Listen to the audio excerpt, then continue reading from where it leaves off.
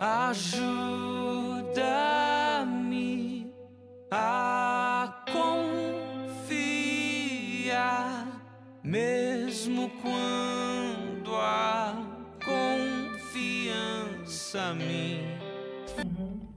Graça e paz, amadas irmãs, estou muito feliz por estar aqui hoje.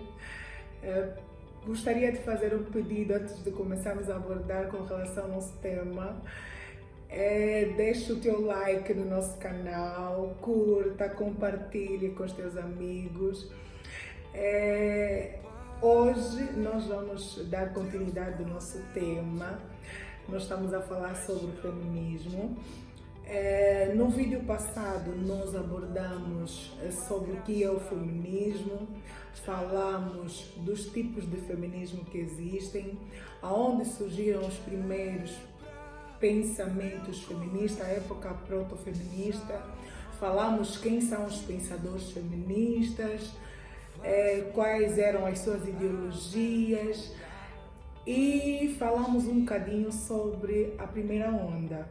Dizer que nós vamos dar continuidade sobre a primeira, segunda e terceira onda, mas antes de tudo eu gostaria de levantar uma questão de reflexão que no final desse vídeo nós vamos responder. E a minha questão é a seguinte: qual é a importância de nós, mulheres cristãs, falarmos sobre o feminismo? Por que será que é importante falar sobre o feminismo? Então nós vamos responder essa questão no final do vídeo. Eu gostaria de abordar quando surgiu a primeira onda do movimento feminista. A primeira onda do movimento feminista, ela surgiu nos anos de 1848 em três diferentes pontos. Na França, acontece a Comuna de Paris, uma tentativa socialista para tomar o poder. Na Inglaterra, Karl Marx publica o Manifesto Comunista, que é um livro fundamental pela luta revolucionária.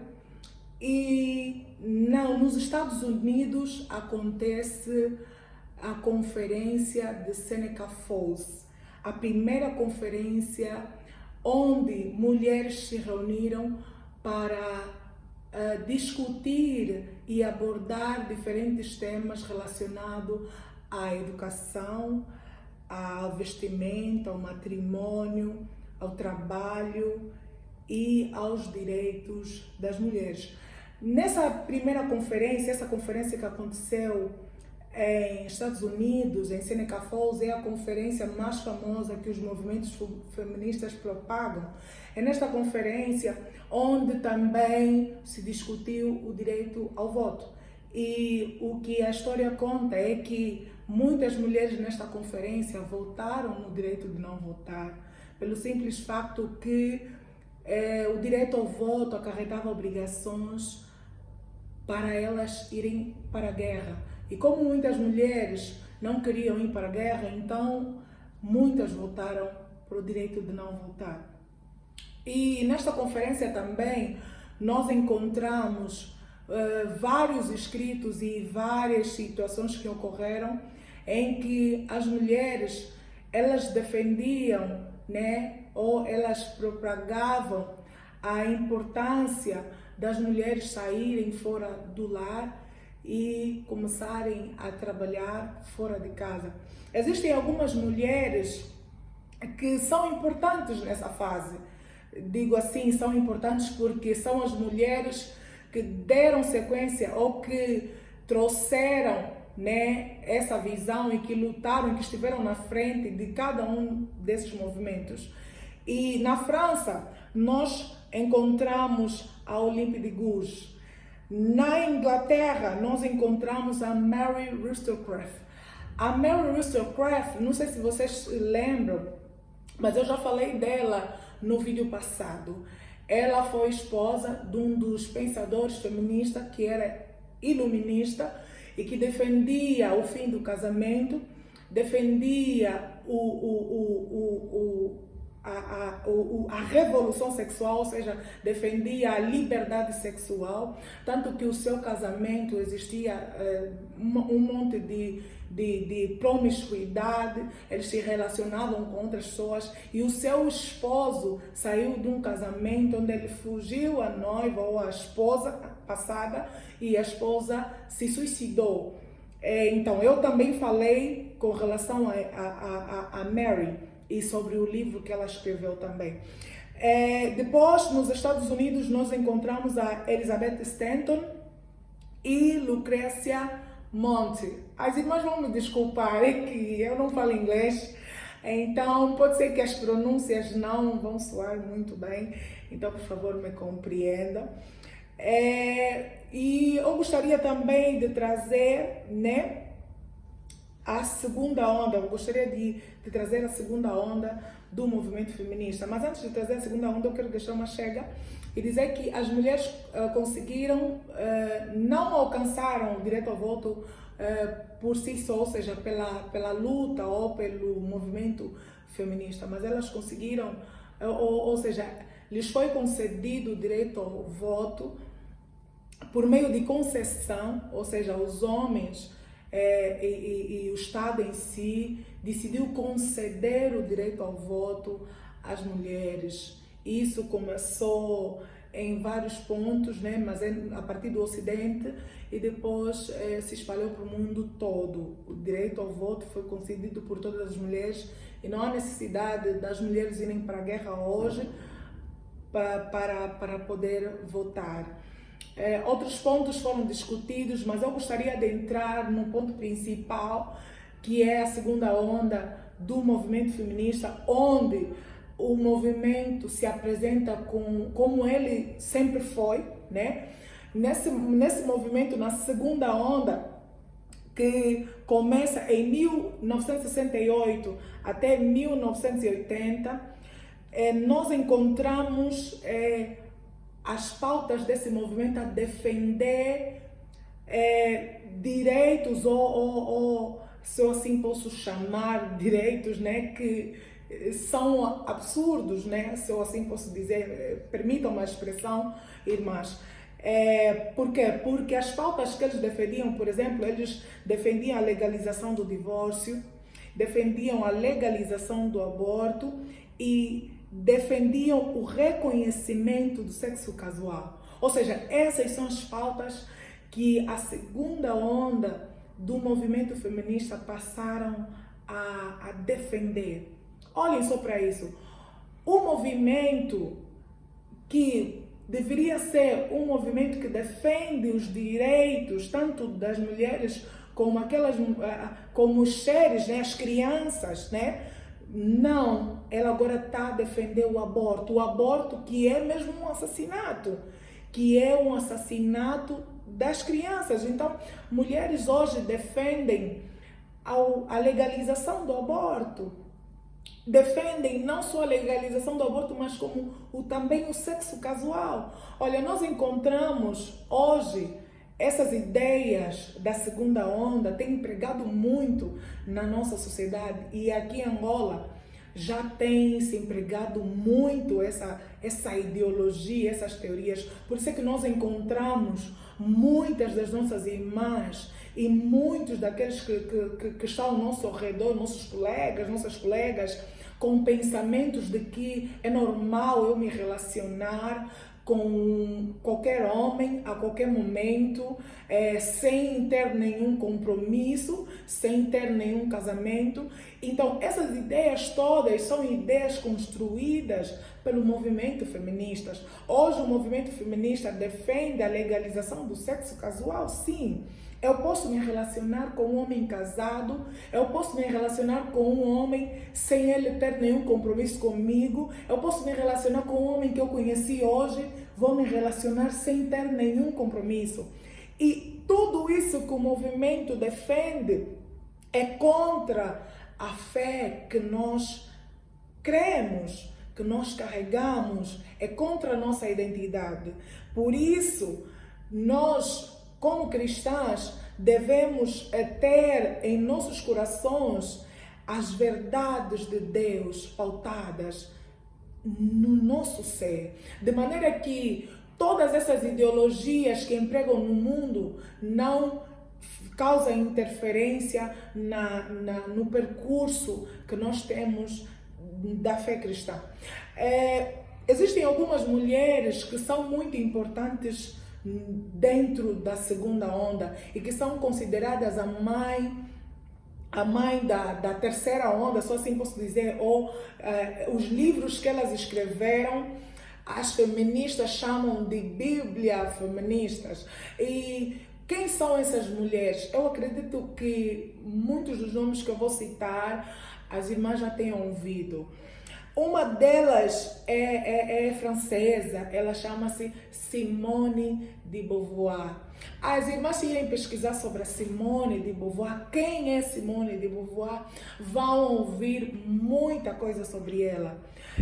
Possivelmente vão ouvir que ela era uma professora, poderão ouvir que ela era uma grande filósofa, poderão ouvir que ela era influente e que tem influenciado até hoje o movimento feminista, mas também encontrarão que ela defendia a homens que abusavam de menores. Também poderão ouvir que ela e seu esposo se envolvia sexualmente com menores que eram seus estudantes e que ela foi afastada por conta dessa má conduta que ela tinha. Então é esse tipo de mulher que é espelho do movimento feminista.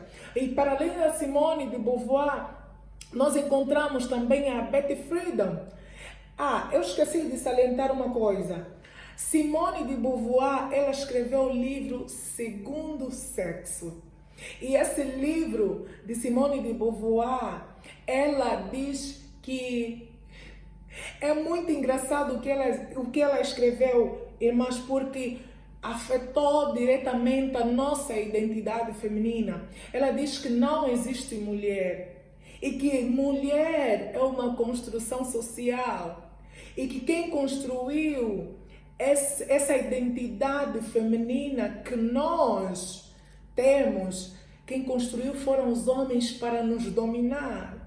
E que elas deram nome, o feminismo deu nome desse domínio, né, como patriarcado, e o autor desse domínio é a palavra de Deus, é a escritura sagrada. E isso faz com que as feministas acreditem que a palavra de Deus oprime as mulheres e que retira delas a liberdade delas serem o que elas quiserem ser e que elas podem ser aquilo que elas querem ser. E esse livro do Segundo Sexo e a Simone ao afirmar que não existe mulher e que mulher é uma construção social e que nós mulheres podemos ser aquilo que nós somos, nasceu uma nova ideologia, que é a ideologia de gênero. Eu acredito que vocês já ouviram falar sobre a ideologia de gênero. É a ideia de que eu posso ser mulher, mas ser homem, ter um prazer sexual diferente da minha identidade. Ou seja, ela trouxe o pensamento e ela é considerada a mãe da ideologia do gênero, e ela trouxe a ideia de que o sexo é diferente do gênero, fez nascer e fez a unidade entre o movimento feminista e o movimento lesbianismo. Por isso é que na terceira onda nós encontramos a junção do movimento feminista com o movimento lesbianismo, com os transexuais, com toda a modalidade de ideologia de gênero que existe nos dias de hoje. Então, nós hoje Irmãs, por causa de Simone de Beauvoir, nós temos uma perversão muito grande. Para além da Simone de Beauvoir, para não falar muito sobre a Simone de Beauvoir, não se estender tanto, eu acho que eu já falei muito. Um dia, se Deus quiser, poderei abordar um bocadinho sobre a ideologia de gênero, mas falar também da Beth Friedan, né? Autora do livro A Mística Feminina. E para além de Beth Friedan, nós temos também a Cathy Millett, né, que eu falei no princípio, a que disse que o feminismo é a mesma coisa que revolução sexual. Ou seja, a Cathy Millett assumiu de todas as formas que o feminismo não é nada luta pelos direitos das mulheres. O feminismo é mesmo revolução sexual, é mesmo mudança. E eles assumem, olha, e para além de Cathy Millett, tem a Carol, tem a Shulamit Fieston.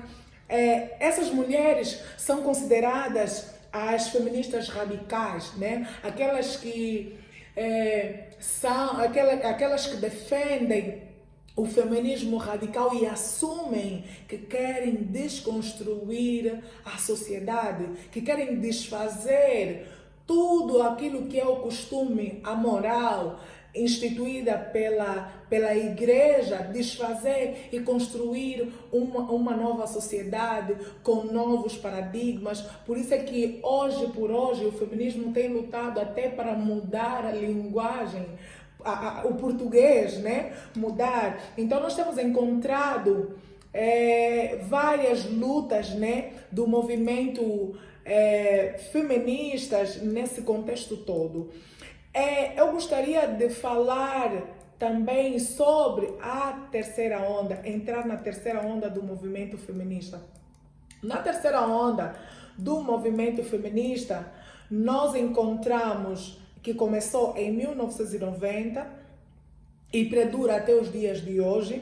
Nessa terceira onda, quem será a principal repercussora da terceira onda? A principal repercussora da terceira onda é a Judith Butler. E quem é a Judith Butler? Judith Butler é a mulher que escreveu o livro Problema do Gênero. Feminismo e subversão da identidade. Nos seus escritos, ela cria um conceito sobre eu não consigo expressar muito bem esse nome, mas é performatividade de gênero, segundo o qual a forma de agir e de se comportar e se vestir é o que vai definir o sexo da pessoa. Ou seja, a terceira onda é aquilo que eu já falei um bocadinho na segunda onda. É a ideologia de gênero, é a mudança do ser, do gênero. Ou seja, na terceira onda, o feminismo assume-se e dizem que não, nós queremos sim uma mudança. Uma mudança que tem sido influenciada hoje pela mídia, pelas TVs. Nós temos visto, por exemplo, a propagar em casamentos de homossexuais, mulher com mulheres, homens com homens. Nós aqui em Angola já temos sido influenciados e que até não temos olhado mais e muitas vezes não temos criticado e se levantado por aquilo que nós aprendemos com os nossos pais.